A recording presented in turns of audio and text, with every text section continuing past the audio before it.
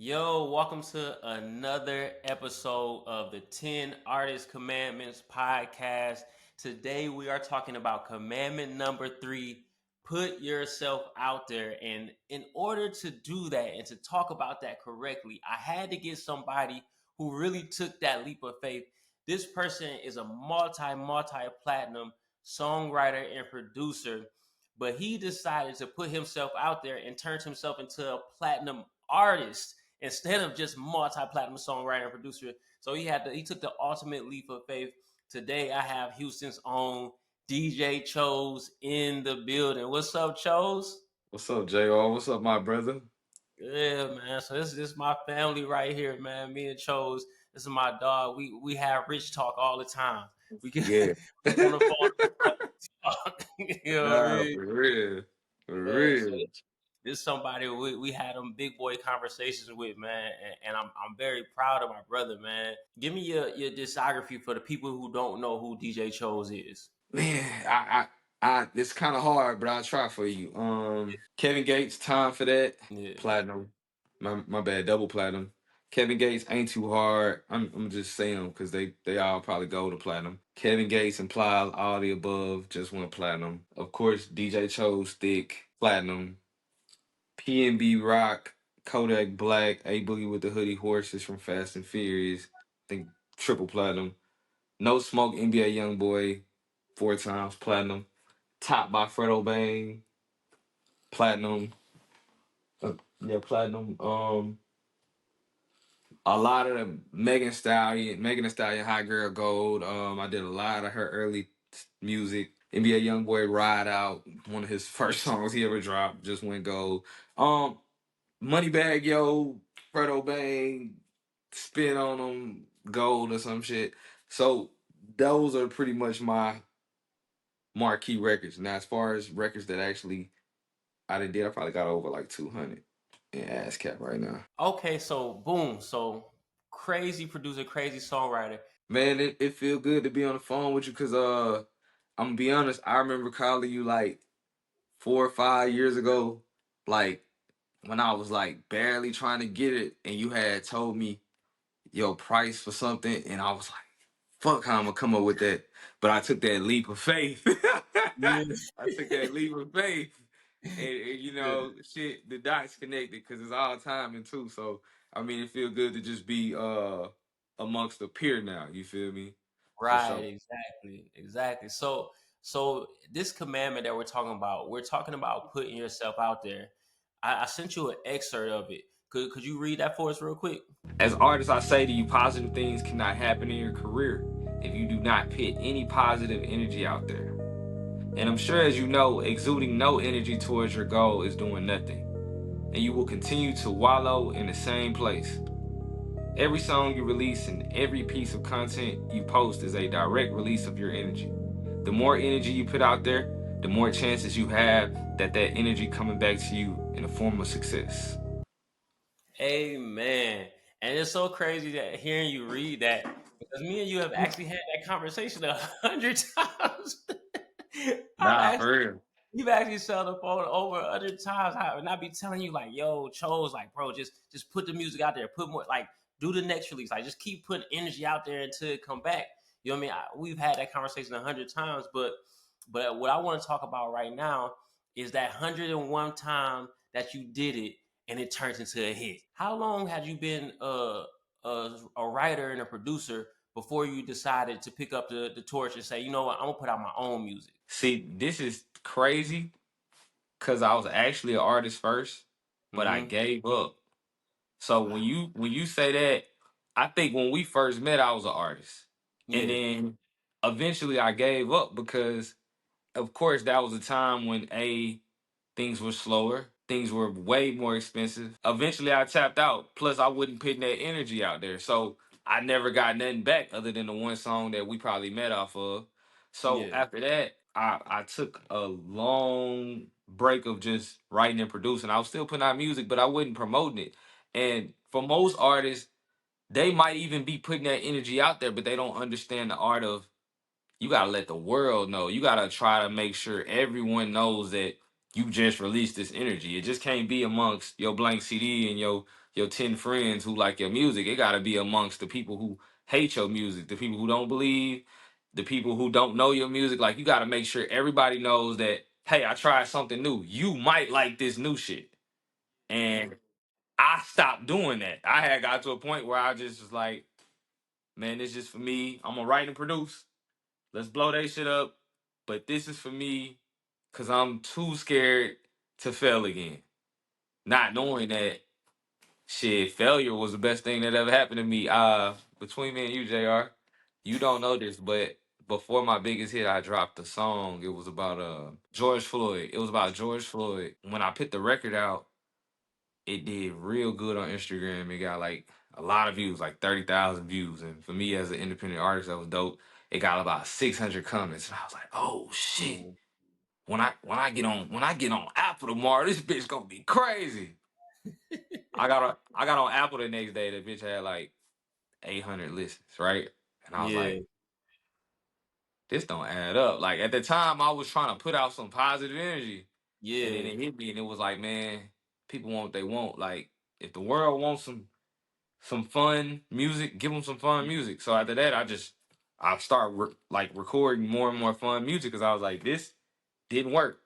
yeah, And after that, I knew like this time I gotta really mark it though. The same way I just pushed that shit and got that a good look, I gotta get yeah, this a good look.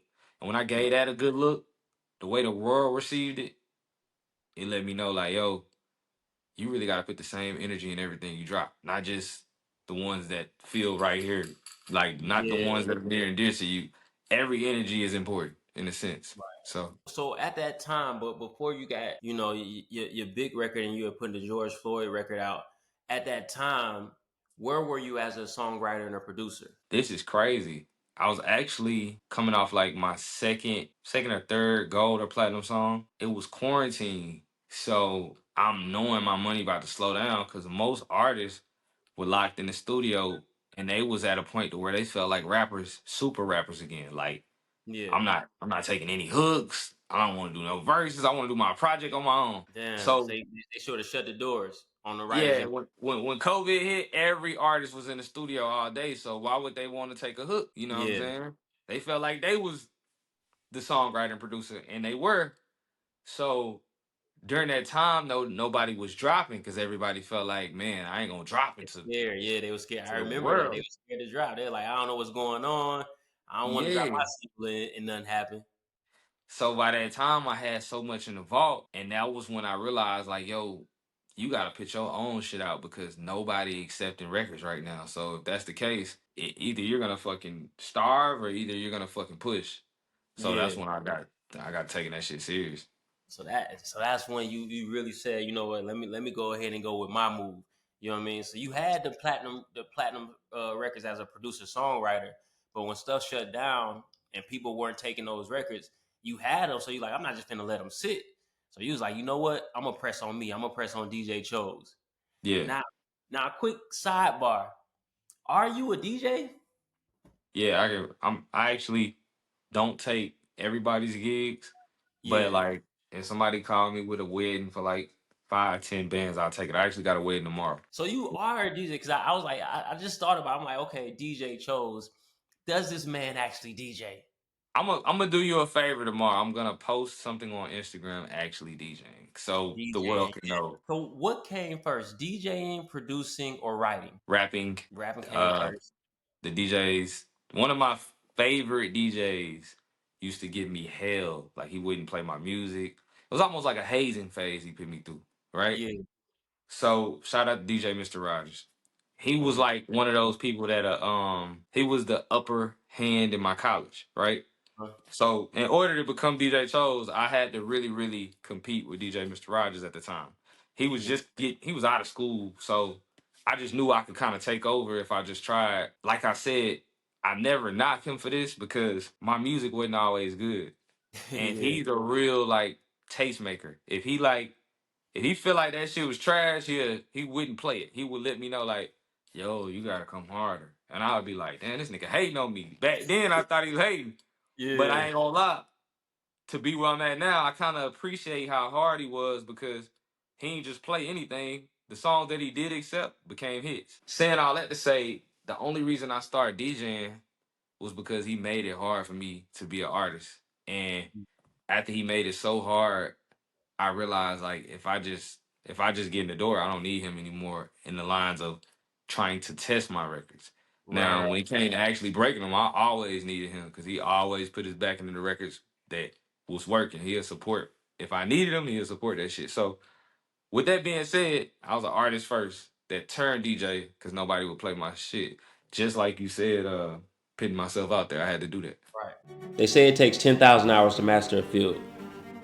Well, what do you call spending 157,000 hours on one task?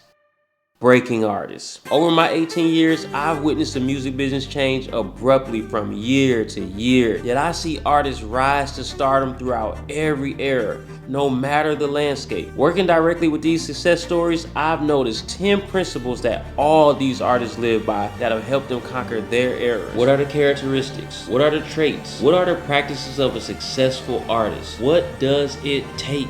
10 artist commandments. No matter the era, no matter the landscape, no matter the platform. If you want to have a successful career as an artist, read this book.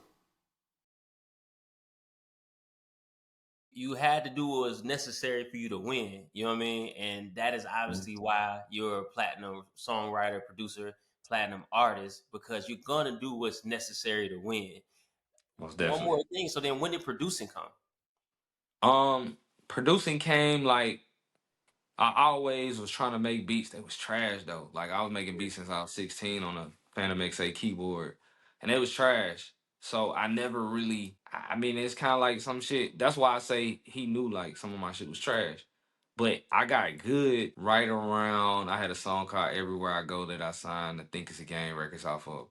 Right around that time, I had went to Atlantic Records to work on some shit, and they was like, can you make the beats while we in the session?" Yeah. And at the time, I'm scared as fuck because I'm like, not really. Like, I can make 10 beats. One of them gonna be good. The other nine, good luck. So while we was in there, I end up doing a lot of records. I did 20 beats that I didn't make. Right, I just Yeah. recorded 20 beats. Four of them went platinum. Wow. My checks was so terrible.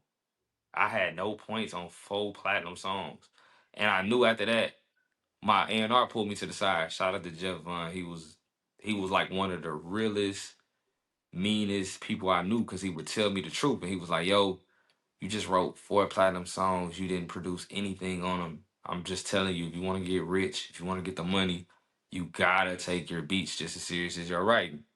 So after Yeah. that, I remember no smoke for NBA YoungBoy. I had sent him the whole thing.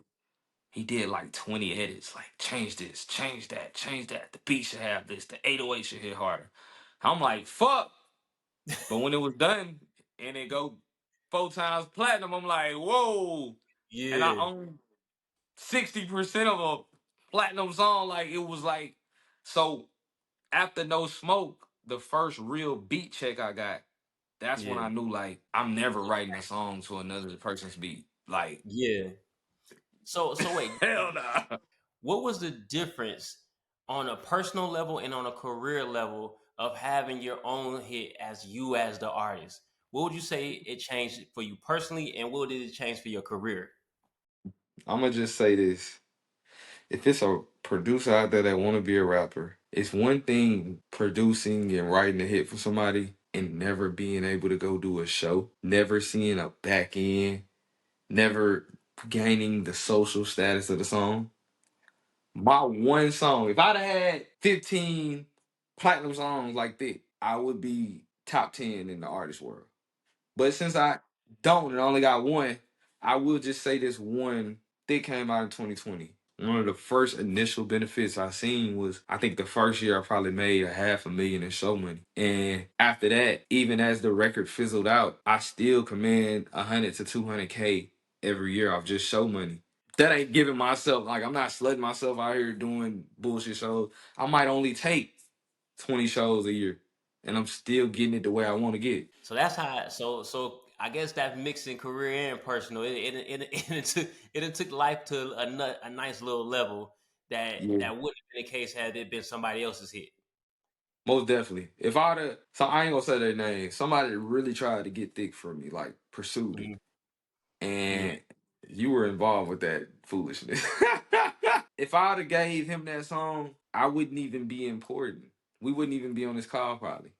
You feel me? Mm. Like I'm just glad I stood 10 toes down on the independent surface. Because even if I'd have gave it to a label, ain't no guarantees I would be where I'm at right now. Because Thick was like that baby that I had to continue to put out. Like even when after a label make their money, sometimes they just give up on the record. With me, for the last 3 years, every time I get a chance, I'm still reworking my records. You feel me? Like I don't even feel like it's done.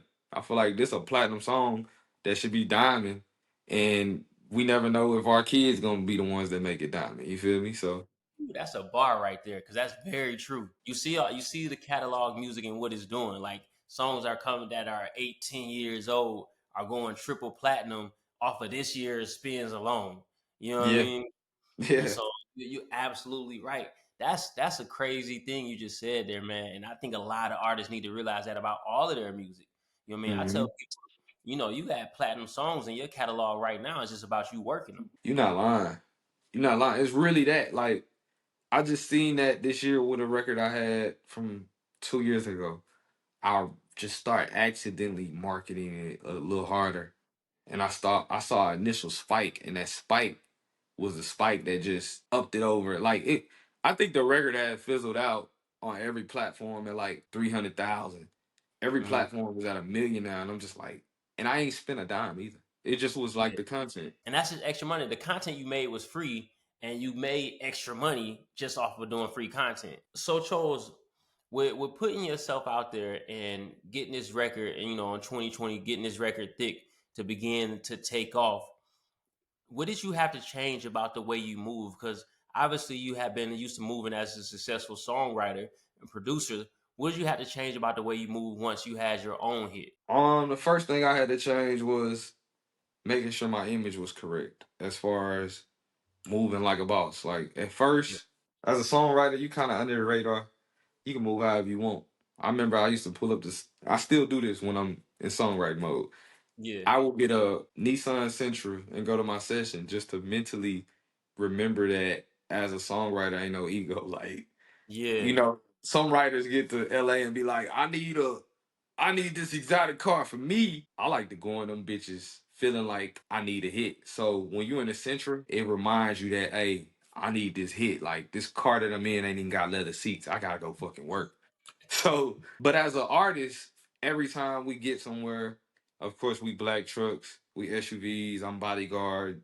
I got a bodyguard. I got a cameraman. It's a little more expensive to move now for me. I will say it's worth it. Like I remember early in, I cheated the grind a little bit, and I would shortcut a lot of stuff. I wouldn't do that now. If I got to spend $1,000 that day to look correct, I do that shit again and again and again. But why is that important? I've seen how people act when my bodyguard around, and I've seen how they act when my bodyguard ain't around. And it ain't never like no threat or nothing. I just know that when my bodyguard around, people instantly know who the fuck I am.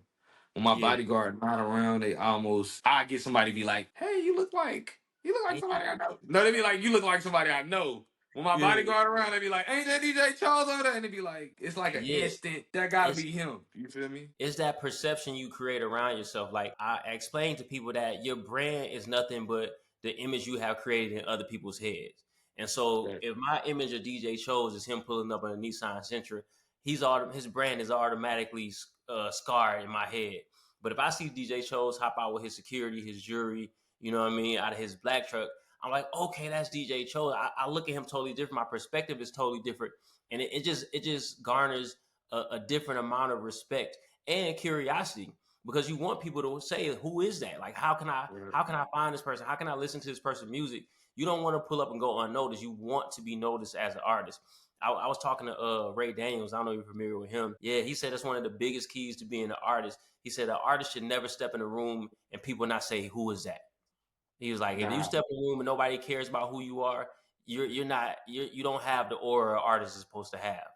I'm gonna You know what I fuck you up. I was doing a little charity event, and I mean? pulled up. This is back before I ever brought a car. I was in my like Ford Explorer. It was paid off, all that shit, and I was packing my equipment to load up a truck. And at the time, I was the biggest DJ. in like my whole city slash state. A little kid, his mama was like, "Look, there go DJ Chose. You want a picture?" And the little kid knew my music and everything. And he was like, "That ain't DJ Chose. Look what he in." And I was like, and same day I went to the dealer.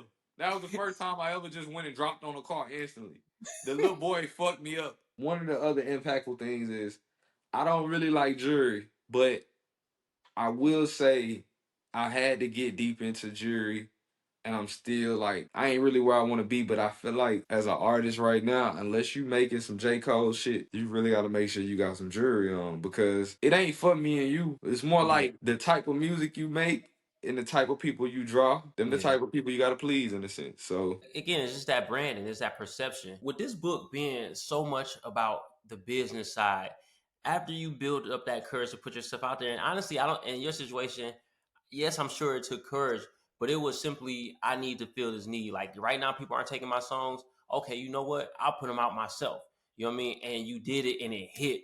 But mhm. what was the business side of that? What did the business side of that look like? You already explained, the show money change and everything like that. But did you now have to get a certain team? Did you now have to have the right manager? What changed for you business wise when you put yourself out there? Well, the first thing is I had a manager. He's a great manager, actually. Shout out to DJ Impact. He was my manager at the time. I had my partner who was helping. He was like my assistant manager. Impact, the first thing he ever did was he taught me paperwork. He taught me business. He taught me legal terms and stuff like that. And shout out to my lawyer. My lawyer, Leslie Cross, is a great lawyer. And he was the guy that overseen everything and just making sure everything was correct. I think one of the biggest, I would say pluses, but mistakes I made early was when I first started getting show money. I was only making like 5K. At this time I ain't had no money, I ain't had no truck, I ain't had nothing, I ain't had no security net. And I was getting show money for like five and I had to pay everybody. So Hmm. my manager still wanted his 20 Right. or whatever we was doing at the time, might have been 15. But when you getting 5,000, or I might even been getting, it might have been early stages of getting 3,500 or some shit. And when I was getting 3,500, I would tell him like, "Yo, this back end is so small, like I can't pay everybody and pay you, and you're not even at the show." We eventually got into it. He stood on business. He stood on what he wanted, and we ended up parting ways. So that was one of the, I'm gonna say a plus, but also a negative because I'm the kind of person that like to keep the same team if I can. When we parted ways, thank God my partner was solid. I turned him into my manager. He was already helping. He was a little more understanding. Plus, he was like my bodyguard. So Hmm. I would find myself out with somebody that could be at the show and one fee was taking care of it and I could still make some money. When you are an artist and you finally get you one, you gotta have a good manager. You gotta make sure your paperwork right. You gotta have somebody that understand your best interest for the future, not just for today. Because I've seen a lot of artists get sold out by their manager and terrible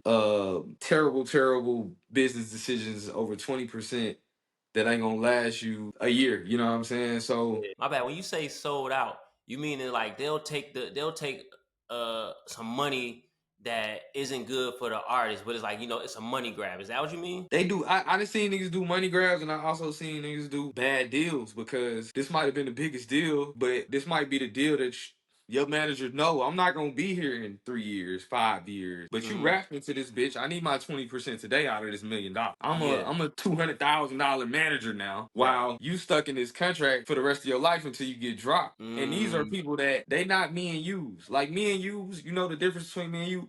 I can call you right now. You can say, Chose, none of my shit is working. My content not hit. I'm not getting Instagram not showing me no love. You know what you gonna do? what's that? You gonna figure it out. Ain't no giving up. You not finna say, man, I'm finna go get a job at Walmart. I never hear that come out your mouth. Come on, boy.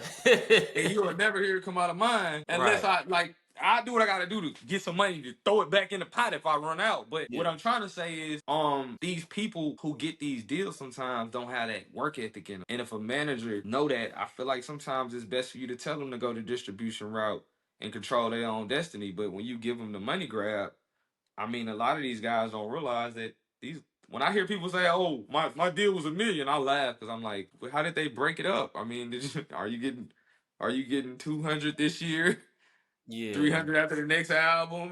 Like, you Right. just can't tell me you got $1 million though." Right. Because you didn't get $1 million. It may add up to $1 million if you make it that far.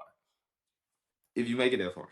Keyword. Yeah. I understand. It's just about having the right team around you with the best interest, but understand where you guys are headed. You know what I mean? So that way they're not taking bad money, they're not doing money grabs, and they're not just doing the deal just because they don't. It sounds like they don't believe. Like I don't believe you're gonna be here in 3 years, so I'm gonna do this deal. Just go ahead and get this money, which is For sure. definitely the wrong manager, right?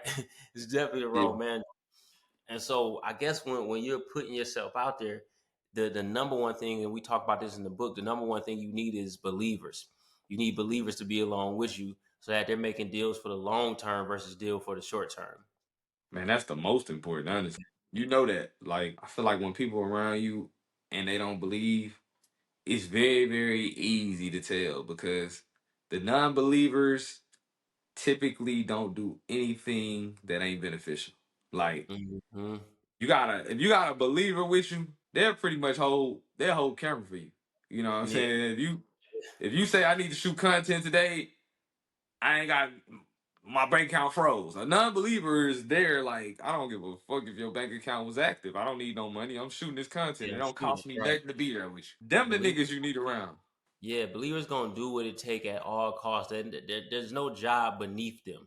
You know what I mean? Because if I know this is a 8 figure to 9 figure business, if I believe we're gonna go and we're gonna be doing this thing for 10 plus years, if you need me to shoot this content, I'm shooting this content, I'm editing this content, I'm posting this content, I'm doing whatever it takes.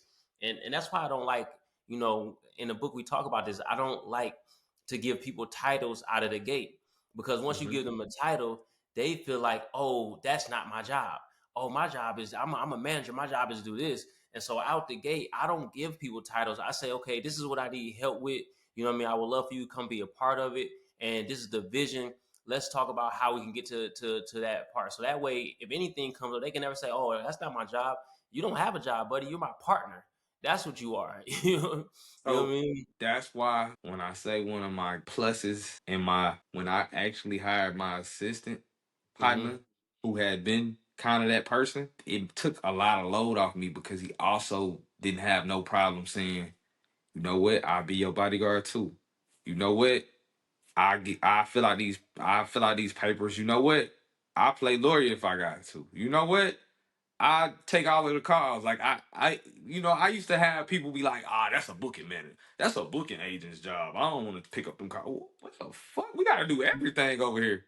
Yeah, we Because we not Amazon yet, my nigga. We I ain't finna hire 20 people yet. Like, hold yeah. on. So, with you being independent your entire career, like you've never signed a record deal, you've always handled the business on yourself, even from a songwriter perspective. I don't. Have you ever even did a pub deal? Yeah, I'm in a pub deal. You know, I signed a TLG at one point, but Okay, okay, got you. All right, but nevertheless, you've been independent for so long, your entire career. You've had hit records, you wrote hit records, you produce hit records. What does it look like to manage your money? Because you have to live, right? You know what I mean? What does it mhm. look like? Are you the type of person that says, okay, I'm going to take my publishing checks and I'm going to invest half into my music and half to pay the bills? Like, how do you manage your money? Man, it's crazy. My accountants say I'm cheap. Everybody around me say I'm cheap. If you look at my house, you'll say, damn, nigga, you blew it on this shit, right? But technically, the reason why it took me so long to be an artist is because I came from broke. And when you come from ground level, maybe even below the ground, when you coming from there, before I go crazy, I need a foundation. That's how I've always felt. Like, if I see myself making the first ASCAP check I got was probably like 10 bands. So once I knew, oh, I might get 10 bands every quarter, or I mean every check, damn, I gotta get, man. I ain't doing shit with this money till I hit 100. That was my mentality, right? So boom, I hit 100 faster than I thought because I didn't know that if you got 10 and that was your first one, them bitches gonna compound unless you stop working. So, second one was 20. Third one was 25, 30, whatever. So once you start realizing that, I got there faster, seen 100, and it was like, all right, you could do something for yourself now. You feel me? But I would just, if I was a independent artist, I would just tell that artist, for one, if you're a rapper, don't ever expect what I'm telling you. Because unless you get a hit and you're a rapper, This shit I'm talking about right now, you never gonna see. You never gonna see an ass cap check. You're not gonna know what true royalties look like unless you stream it. In the streaming world, if you streaming, it's a hit. I don't give a fuck if it's platinum or not. Me and you are excited about 50,000 a week streamers. We still over here like we're gonna see if that bitch grows, but we excited. We know somebody listening. No playlist too. We like this organic. You feel me? So I would say anybody doing shows, anything like that, you just gotta know how to put that shit to the side. Like it ain't for you to ball out right away. It's really for you to stack because the way I see people like you and people that can help, they the type of people that you go see when you got it. You don't go see them when you're trying to get it. Like I want to have a foundation and I want to have enough money to say, here, can you help me make my vision come true? You feel me? And in your case, I know you're not the type of person you gonna listen to a situation and if it's something you can do, I can help you with this because I know this person who can help you. It might cost you a little bit, but this is what we can do. I can take you to the source. You need to be ready for that. And you can't be ready for that buying Louis Vuitton belts and shit that you don't need before time. So I know branding is everything, but I'll be the first to tell you when Thick came out, I ain't had no image. I ain't even need one yet. I just needed to stack some money first. Got you. So that's what you are. You gonna have a foundation before you bust a move. You know what I You mean? got to. That's beautiful. Like that's a beautiful mindset, and obviously that's how we know Cho's never going broke. How you move though? Man, Jr. First has went. 100K. What did Yeah, you do with your first? Not first 100K. I'm talking about the not the first 100K check. I'm talking about the yeah. first. I saved 5 bands 20 times. What did you do with that first? Or did you blow it before it even hit 100? Nah. So like my first big money was from my artist the Joker on MySpace. We put his music on iTunes. We started making 30,000 a month. Um, to be honest, man, I don't remember. I know it was nothing crazy. There was no big purchases. I believe the main thing we did was we just moved into a nice rental property. You know what I mean? We went in, and so that was the main thing we did. We had a loft. I remember it was 2,500 a month, which at that time was pretty hefty. You know what I mean? For Because we're sure. talking about like 2010 maybe. You know what I mean? So like that 2,500 was a nice little amount. So that was probably the only thing we did. And I got a charger. I remember I Mhm. loved that charger. You know what I See, I mean? got a marrow. But I Yeah, mean, my advice to anybody is just you have to know how to be broke. Like yeah, you got to know how to be broke and patient because we in this world where you just everybody as soon as you having it, it's like you're supposed to look rich, and it's like yeah. maybe you go get you something to make yourself look upper echelon, but that don't mean you really gotta have it, my boy. You just gotta fake it a Yeah. little longer.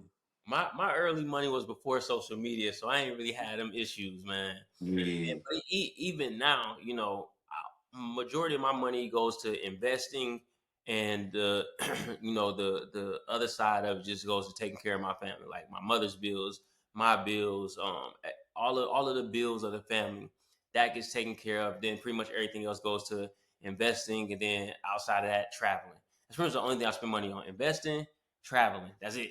Other than that, we yeah. just take care of the family. You know what I mean? But to answer your question earlier, bro, I've gone broke many a times because I'm the type of person I'm putting every dollar I got into something I believe. It go back to saying having them believers. If JR was on your team, you got a believer on your team, baby. I'm gonna spend it all. I'm gonna do whatever it takes to get us where we're trying to go, and that has definitely had me go. I've been broke 3 times since I got money. You know what I mean? And every Yeah. time it was because I spent everything I had. Everything I had to Damn. see the vision come true. And every time it worked. The 3 times I went broke, those are 3-star artists. You know For what I mean? real? Yeah, every time, man. I You spent mind it. name dropping? So K Camp, I spent everything I had. I went broke on K Camp. The second one, the artist ended up going to jail, but that was Q Money. But it worked. Damn. Like before he went to jail, we were up to like 10K a show. You know what I mean? Right. And then he went to jail, and that ended that run. And that was Um, when he was getting his hottest too. yeah, and then lastly, I've never said this publicly, but I literally spent everything I had with money long. Like I broke the bank. so to speak. You know what I mean? I spent it all, but the only difference with that one was it was already in the pipeline. I knew it was coming back. You know what I mean? Uh-huh. So it wasn't like I spent it and like I don't know how we're gonna get this back. The other two, I didn't know how we was gonna get it back. You know what I mean? I just Gotcha. believed. This one, it was like, oh, I can spend these last few 100,000 because that's gonna be back in 2 months. You know what I mean? Mhm. So that was the only difference. But I did spend everything I had when that record popped. I think you a heavier gambler than me because Oh yeah, I'm I'm a so risk taker. afraid. Yeah, I'm afraid of going back broke. You can't pay me to my own record. So let alone another nigga record, but my Yeah. own record could be bubbling. And if I was broke, I might watch that bitch do what it's gonna do. Here's the reason why I've never been scared of that because I know there's no way a person like me is gonna stay broke. It's impossible. Yeah. It's unfathomable. So for me, I'm willing to spend it all because it doesn't matter. I know I'm not gonna live here. I'm not gonna live at zero for a long period of time. Like me living at zero for 3 to 6 months, that's nothing to me. That's a blip in time for me. You know what I mean? So I don't mind, cutting back for 6 months in order to make the vision come true. You know what I mean? Because I Would know it ain't you gonna be no longer than that. I now why I got you where I want you. Mhm. 6 months. They Yeah. come in and they say, JR, you're dead broke. You gotta leave the house. Evacuate the perimeters. I know you own that bitch. But if it happened, are you going back to the trap? That's the broke I'm talking about. Okay. Now we just getting in my business. Here's why that's impossible. Because I have passive income. My passive income pays my bills. So no matter what I do with the money that's in my bank account, my investment money, the money my bills will always be covered. I'll never be able to be evicted. None of my stuff, nobody's getting evicted. Like my passive income, my catalog money, that covers all the bills. So I can't go. It's quite impossible for J.R. McKee to go broke because my JR catalogs McKee, make so much money. you betted your catalog money. You went all the Oh, way house on it. I, Would I, you I let don't me bet ask you this? catalog money. I Would don't you bet not catalog money.